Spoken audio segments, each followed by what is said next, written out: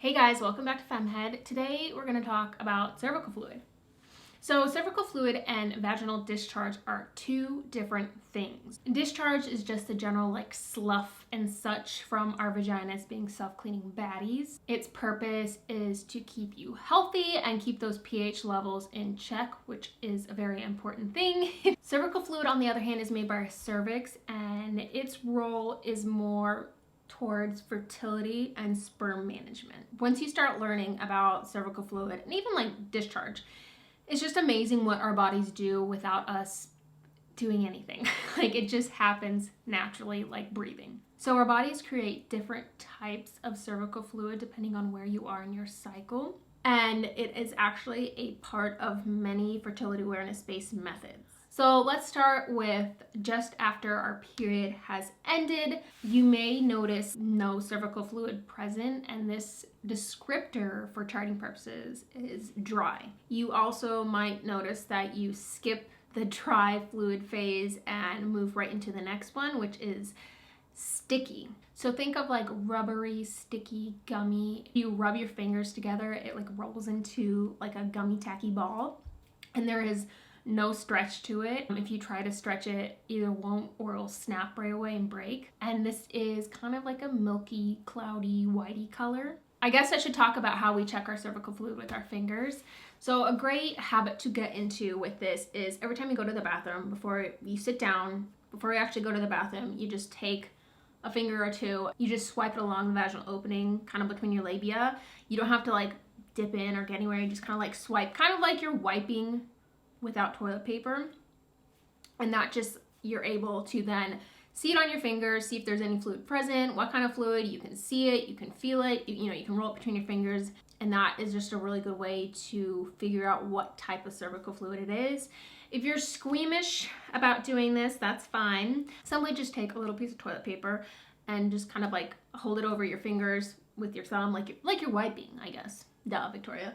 And just do the same swiping motion. You can look at the toilet paper, and this is still before you've gone to the bathroom, and you can see if there's any cervical fluid present. You can look at it. You can use the toilet paper to kind of pry it apart and feel it, or maybe you can then touch it on the toilet paper depending on your comfort levels. But let's work up to just being able to touch with our fingers, because I just think that's easier. Let's get back to the types of fluid. We've talked about dry, we've talked about sticky, and the next one is creamy. And a great way to describe creamy, lotiony, if you're rubbing it between your fingers, it just feels like creamy lotion.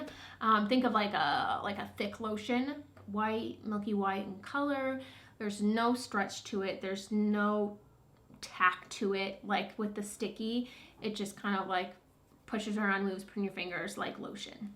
And then finally, we get to the magical baby-making fertile cervical fluid, which is egg white. That's the descriptor, and that's a good descriptor if you've ever seen raw egg whites. So this one is almost clear in color. It might still have a little bit of cloudiness, but it's clear.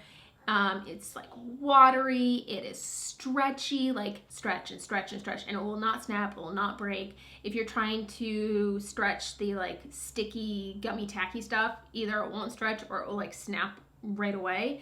But this, you could stretch it for days depending on the amount. So these are the potential cervical fluids that you will see throughout a cycle. You might experience all of them, you might not experience one of them. They're all important, but the only instance where it's really important to see a certain one is if you are trying to conceive or TTC. You want to be seeing that egg white cervical fluid. You'll understand when we get into, but it is just so important to the baby making process. I've written an article about how to boost your fertile cervical fluid, which I'll link down below, but egg white cervical fluid is very important if you are trying to conceive. So dry and sticky cervical fluids, not fertile. The lotiony, creamy, you're getting more fertile, and then once you get to the egg white, you are very, very, very fertile.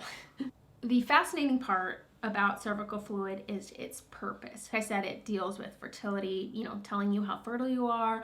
It helps with sperm management if you are trying not to conceive. Okay, give me the apples and I'll give you one. See you later.